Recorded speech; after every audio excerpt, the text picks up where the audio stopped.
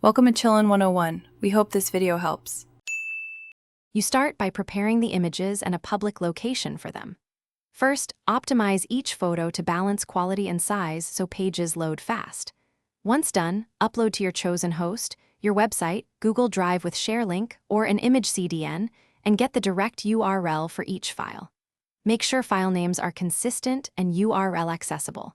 You want predictable paths so later linking is straightforward. This reduces broken images and makes embedding reliable across platforms. Now you embed the photo inside a link so clicking it goes where you want.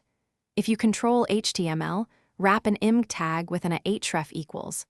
Pointing to the destination, include alt text for accessibility and use src set for responsive sizes.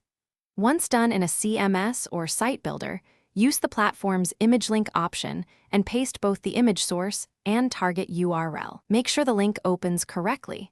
Choose same tab or new tab deliberately, and test across devices. Finish by testing and optimizing so your linked photos work for everyone. You should click every link, try different browsers and mobile, and measure loading. If an image 404s, check host permissions, correct path and URL encoding, upload again or adjust access settings.